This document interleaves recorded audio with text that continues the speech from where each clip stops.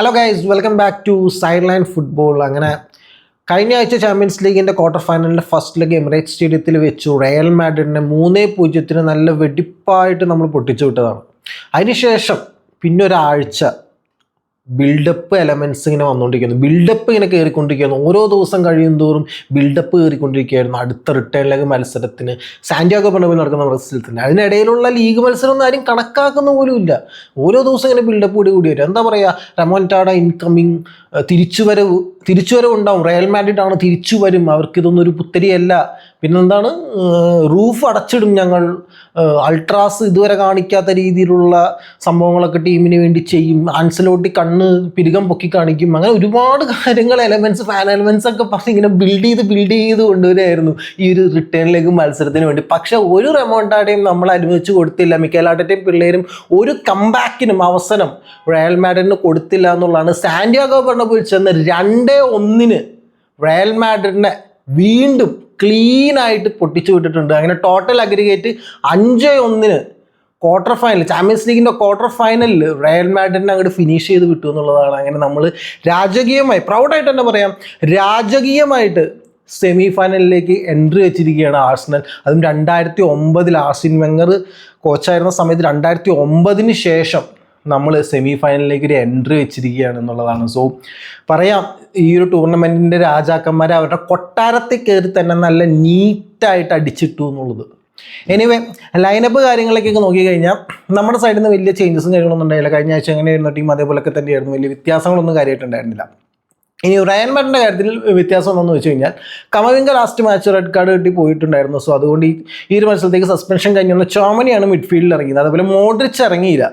So അതിന് പകരമായിട്ട് വാൽവർദേനെ, right back പൊസിഷനിൽ കളിച്ചിരുന്ന വാൽവർദേനെ പിടിച്ച് നേരെ മിഡ്ഫീൽഡ് പൊസിഷനിലേക്ക് കളിപ്പിച്ചു. നമുക്കറിയാം, അതൊരു വെർസറ്റൈൽ പ്ലെയറാണ്, എല്ലാ പൊസിഷനിലും കളിക്കും. ആൻഡ് റൈറ്റ് ബാക്ക് പൊസിഷനിലേക്ക് ഇത്തവണ വാസ്കസിനെ ധൈര്യപൂർവ്വം ഇറക്കാനായിട്ട് ആൻസലോട്ടി തീരുമാനിച്ചു എന്നുള്ളതാണ്.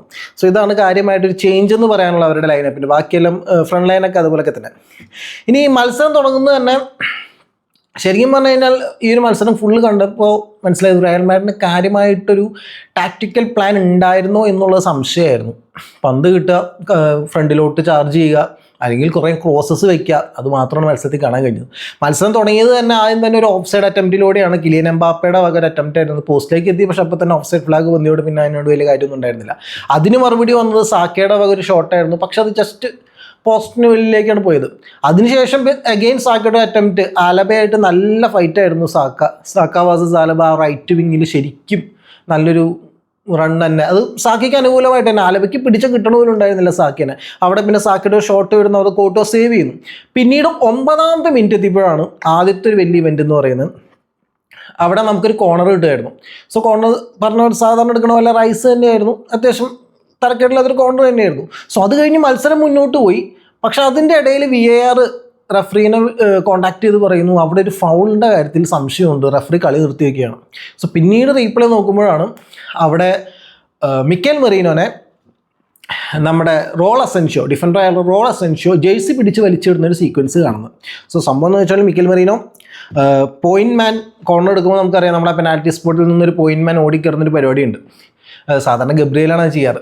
സോ ഇത്തവണ മിക്കേൽ മെറീനോ ഓടിക്കയറുന്ന സമയത്ത് റോൾ അസെൻഷ്യോ ആയിട്ടൊരു വീഡിയോയിലേക്ക് ഉണ്ടായിരുന്നു. എനിവേ, റോൾ അസെൻഷ്യോ പിടിച്ച് വലിച്ചിടുന്ന ഒരു സീക്വൻസിലാണ് അവിടെ ഫൗള് വന്നത്. സോ പിന്നീട് VAR ചെക്ക് വന്നു പറഞ്ഞിട്ട് റെഫറി നേരെ VAR സ്ക്രീനിലൊക്കെ പോയി നോക്കി. ശരിയാണ്, മെറീനോൻ്റെ റണ്ണിന് വിപരീതമായിട്ട് അസെൻഷ്യോ ജേഴ്സി പിടിച്ച് വലിക്കുകയും മെറീനോടെ വീഴുകയും ചെയ്യുന്നുണ്ട്, വ്യക്തമായിട്ട് കാണാൻ കഴിയും. സോ ഒരു ടെക്സ്റ്റ് ബുക്ക് കോൾ തന്നെയായിരുന്നു, അതവിടെ പെനാൽറ്റി വിധിച്ചു.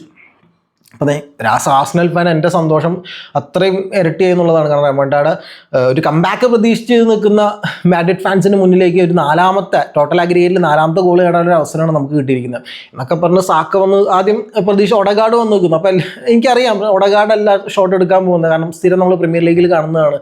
ആദ്യത്തെ ഒരു പ്രഷർ ഏറ്റുവാങ്ങാനായിട്ട് ഒഡഗാർഡ് പന്തുമായിട്ട് പിടിച്ച് നിൽക്കും, എന്നിട്ട് എടുക്കേണ്ട സമയമാകുമ്പോൾ സാക്കയ്ക്ക് പന്ത് കൊടുക്കും എന്നുള്ളത്. അതേപോലെ സ്ഥിര സ്റ്റൈൽ തന്നെ സാക്കയ്ക്ക് പന്ത് കൊടുത്തു. അപ്പോൾ സാക്കയുടെ ഷോട്ട് പക്ഷെ ഇത്തവണ ആൾ വിചാരിച്ചു കുറച്ച് നല്ല വൈബിലുള്ള എല്ലാം പോകുന്നത്, കുറച്ചും കൂടി വൈബ് ആവട്ടെ എന്ന് വെച്ചൊരു വെനങ്ക കിക്കാണ് ആൾ ഉദ്ദേശിച്ചത്, ഒരു ചിപ്പ് ഷോട്ട്. പക്ഷേ അൺഫോർച്ചുനേറ്റ്ലി അത് കറക്റ്റായിട്ട് എക്സിക്യൂട്ട് ചെയ്യാനായിട്ട് സാക്കയ്ക്ക് കഴിഞ്ഞില്ല എന്ന് തന്നെ പറയേണ്ടി വരും. കാരണം ആ ചിപ്പ് ഷോട്ടിന് അതിൻ്റേതായ ഒരു ഹൈറ്റും കിട്ടിയില്ല, അതേപോലെ അതിൻ്റെ ഒരു പാത്ത് വേ ശരിയായില്ല. കാരണം കോട്ടുവ ചാടിയത് റൈറ്റിലേക്ക് ആണെങ്കിൽ ആ ഒരു ഏരിയയിലേക്ക് തന്നെ ആ ഒരു ഡയറക്ഷനിലേക്ക് തന്നെ അത് ആ ഒരു പെനങ്കാക്കിക്ക് വരികയും ചെയ്തു. സെൻട്രൽ ഏരിയയിലേക്ക് അല്ല അത് പോയത്. സോ 9ാമത്തെ മിനിറ്റിൽ തന്നെ റയൽ മാഡിന് വല്ലാത്തൊരു ബൂസ്റ്റാണ് കിട്ടിയത്. അവിടെ നമ്മൾ ആർസണൽ ഫാൻസ് ചെറുതായിട്ടൊന്ന് പേടിച്ചു, ദൈവമേ ഈ ഒരു സാധനത്തിൻ്റെ പുറത്തായിരിക്കും ഇനി തിരിച്ചടി കിട്ടാൻ പോണത് എന്നൊരു പേടി. കാരണം അഫ്കോഴ്സ് റയൽ മാഡ്രിഡൊക്കെ തന്നെയാണ്, ആ ഒരു റെസ്പെക്റ്റ് നമ്മൾ കൊടുത്തേ പറ്റുള്ളൂ. എനിവേ അതിനുശേഷം മത്സരം മുന്നോട്ട് പോയി 23ാമത്തെ മിനിറ്റിൽ റയൽ മാഡ്രിഡിന് ഒരു പെനാൽറ്റി ഇട്ടായിരുന്നു. സോ ഒരു ലോഫ്റ്റഡ് ക്രോസ് വരുന്നതിനിടയിൽ ഡെക്ലാൻ റൈസും എംബാപ്പയും തമ്മിലുള്ള ഒരു പിടിവലിയുടെ ഇടയിൽ എംബാപ്പ താഴെ വീഴുന്നു. അതിനാണ് അവിടെ പെനാൽറ്റി വിധിച്ചത് റെഫറി.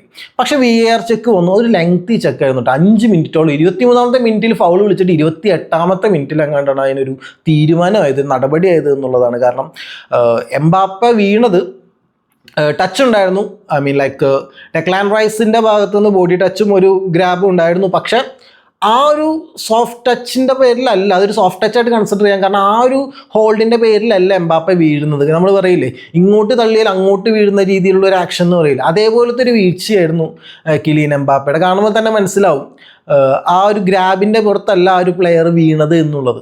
പക്ഷേ VAR അത്യാവശ്യം നല്ല ചെക്കൊക്കെ നടത്തി, ഓഫ് സൈഡ് ചെക്കൊക്കെ നടത്തി അവസാനം വിധിച്ചു അത് പെനാൽറ്റി അല്ല എന്ന് VAR വിധിച്ചു. അഗെയിൻ റെഫറീനെ സ്ക്രീനിലേക്കൊക്കെ തിരിച്ചു വിളിപ്പിച്ചതിന് ശേഷം റെഫറി തന്നെ എടുത്ത തീരുമാനമാണ് അത് പെനാൽറ്റി അല്ല എന്നുള്ളത്. സോ നമുക്ക് ഇത്തിരി ആശ്വാസമായി, ആ ഒരു കംബാക്ക് ഇനീഷ്യേറ്റ് ആയില്ല എന്നുള്ളത്. പിന്നീട് ഞാൻ പറയുകയാണെങ്കിൽ ഫസ്റ്റ് ഹാഫിൽ മുഴുവൻ റയൽ മാഡ്രിഡ് പ്ലേയേഴ്സിൻ്റെ ഭാഗത്ത് നിന്ന് കുറേ സില്ലി ഫൗളുകൾ, ഈ മത്സരത്തിലുടനീളം ശരിക്കും കുറേ സില്ലി ഫൗളുകൾ ജൂഡ് ബെല്ലിംഗ്ഹാമിൻ്റെ ഭാഗത്തു നിന്നാണെങ്കിലും റുഡിഗറിൻ്റെ ഭാഗത്തു നിന്നൊക്കെ ആണെങ്കിലും റോളസെൻഷിയോയുടെ, ഞാൻ വെച്ചാൽ റോളസെൻഷിയോയുടെ ഭാഗത്തു നിന്നൊരു മഞ്ഞക്കാട് ഫസ്റ്റ് ആ ഒരു ഇൻസിഡൻറ്റ് പെനാൽറ്റി ഇൻസിഡൻറ്റ് കിട്ടിയതാണ് ഓൾറെഡി. ഞാൻ വിചാരിച്ചു മേ ബി ഒരു സെക്കൻഡ് യെല്ലോ കൂടി പെട്ടെന്ന് തന്നെ കിട്ടിയിരിക്കുമെന്ന് വിചാരിച്ചു. അതുപോലെ റുഡിഗറിന് യെല്ലോ കാർഡ് മത്സരത്തിൽ വൈകിയാണ് റുഡിഗറിന് കിട്ടിയത്, നേരത്തെ കിട്ടേണ്ടതായിരുന്നു.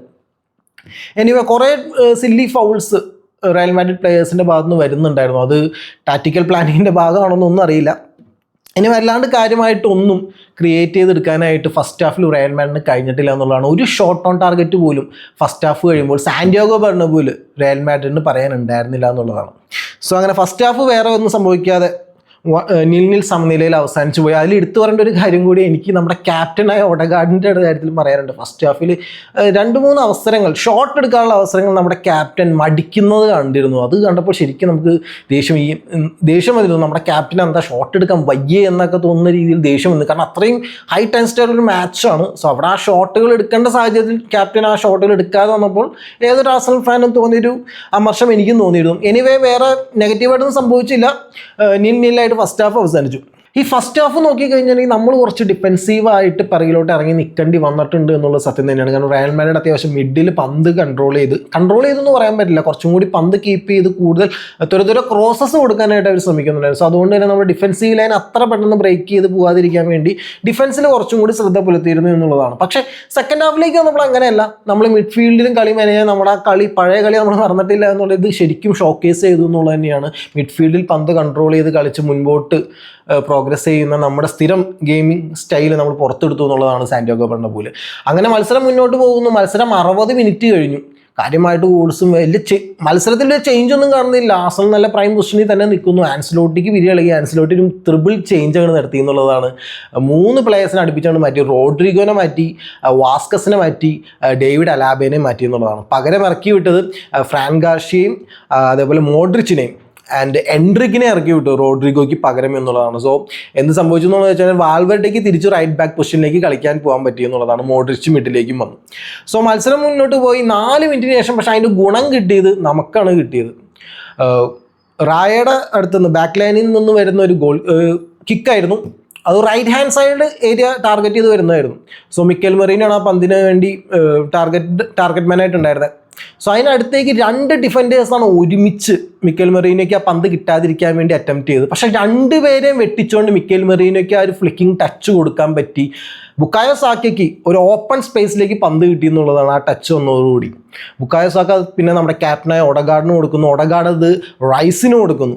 അഗെയിൻ ഈ ഒരു സമയം കൊണ്ട് മിക്കൽ മെറീനോ സെൻട്രൽ ഏരിയയിൽ ഡിഫൻസീവ് ലൈന് മുന്നായിട്ട് എത്തിയിരുന്നു. റൈസ് തിരിച്ച് മിക്കൽ മെറീനോയ്ക്ക് പന്ത് കൊടുക്കുന്നു. മിക്കൽ മെറീനോ ഡിഫൻസീവ് ലൈനെ പിളർത്തിക്കൊണ്ട് ഒരു പാസ് അങ്ങോട്ട് വെച്ച് കൊടുത്തു സെൻട്രൽ ഏരിയയിലേക്ക്, ഒരു ത്രൂ ബോൾ അങ്ങോട്ട് വെച്ച് കൊടുത്തു. അവിടെ സംഭവിച്ചതെന്ന് വെച്ചാൽ വാൽവെർഡെ റൈറ്റ് ബാക്ക് പൊസിഷനിലേക്ക് ഇറങ്ങി കളിച്ച വാൽവെർഡെ ഇച്ചിരി ബാക്കിലോട്ട് ഇറങ്ങി നിന്നു എന്നുള്ളതാണ്. സോ അതുകൊണ്ട് ആ ഓഫ് സൈഡ് ട്രാപ്പ് അവിടെ പൊട്ടി സാക്കിക്ക് നല്ല സൂപ്പറായിട്ട് ഓടി കയറാൻ പറ്റി. ആൻഡ് ഗോൾ കീപ്പർ കയറി വന്നു, കോട്ടോ കയറി വന്നു ആ സമയത്ത്. സോ നേരത്തെ ഫസ്റ്റ് ഹാഫിൽ മിസ്സായ ഒരു ചിപ്പ് ഷോട്ടിന് പകരം ഇവിടെ നല്ല കിടിലൻ ചിപ്പ് ഷോട്ട് സാക്ക പാസ്സാക്കി എന്നുള്ളതാണ്. അങ്ങനെ 65ാമത്തെ മിനിറ്റിൽ സാന്റിയാഗോ ബെർണബിൽ ബുക്കായോ സാക്ക ആർസണലിന്റെ ലീഡിംഗ് ഗോൾ, ഈ ഒരു മത്സരത്തിൽ ലീഡിംഗ് ഗോൾ നേടി. അങ്ങനെ total aggregate 4-0 so Arsenal fans എല്ലാം ഫുൾ ഹാപ്പി. പക്ഷെ 2 മിനിറ്റ് കഴിഞ്ഞപ്പോൾ തന്നെ റയൽ തിരിച്ചൊരു പണി തന്നു എന്നുള്ളതാണ്. പണിയെന്നൊന്നും പറയാൻ പറ്റില്ല, അവരുടെ ഒരു കോൺസലേഷൻ ഗോൾ എന്ന് വേണമെങ്കിൽ പറയാം. സംഭവം എന്ന് വെച്ചാൽ ബാക്കിൽ നിന്ന് കളിച്ചു തുടങ്ങിയപ്പോൾ ഡേവിഡ് റായയ്ക്ക് സാലിബയ്ക്കാണ് വെച്ച് കൊടുത്തത്. ബാക്കിൽ നിന്ന് കളിച്ചു പോകാനുള്ളൊരു പ്ലാനായിരുന്നു. പക്ഷേ സാലിബ എന്തുകൊണ്ടോ ആദ്യമേ ആദ്യമേ സ്ക്രീൻ ചെയ്തിരുന്നില്ല പ്ലേയേഴ്സ് ബാക്കിൽ നിന്ന് ഓടി വരുന്നുണ്ടോ എന്നുള്ള കാര്യം. വിനീഷ്യസ് ജൂനിയർ പിറകെ വരുന്നുണ്ടായിരുന്നു. സോ വിനീഷ്യസ് ജൂനിയർ പെട്ടെന്ന് പന്ത് തട്ടിപ്പറിച്ച് പോസ്റ്റിലേക്ക് അടിക്കുകയായിരുന്നു. ഡേവിഡ് റായും ആ സമയത്ത് പൊസിഷനിൽ ഉണ്ടായിരുന്നില്ല. സോ അങ്ങനെ ഒരു ഓപ്പൺ സ്പേസ്, ഓപ്പൺ ഗോളിലേക്ക് അടിക്കാനായിട്ട് വിനീഷ്യസ് ജൂനിയറിന് കഴിഞ്ഞു. അതൊരു നമ്മുടെ മിസ്റ്റേക്കിൽ നിന്ന് അവർ നേടിയ ഗോളാണ്, അല്ലാണ്ട് അവരുടെ ഒരു പ്ലേയിങ് ക്രിയേറ്റീവ് മെൻറ്റാലിറ്റി കൊണ്ട് കിട്ടിയ ഗോളല്ല അത്. എനിവേ അതിനുശേഷം പിന്നീട് റയൽ മാഡ്രിഡിന് കാര്യമായിട്ട് അവസരങ്ങൾ കിട്ടിയോന്ന് ചോദിച്ചു കഴിഞ്ഞാൽ എൻട്രിക്കിൻ്റെ ഒരു മിസ്പ്ലേസ്ഡ് ഷോട്ട് ഉണ്ടായിരുന്നു. വിനീഷ്യസിൻ്റെ ഔട്ട്സൈഡ് ദ ബോക്സ് ഒരു അറ്റംപ്റ്റ് ഉണ്ടായിരുന്നു.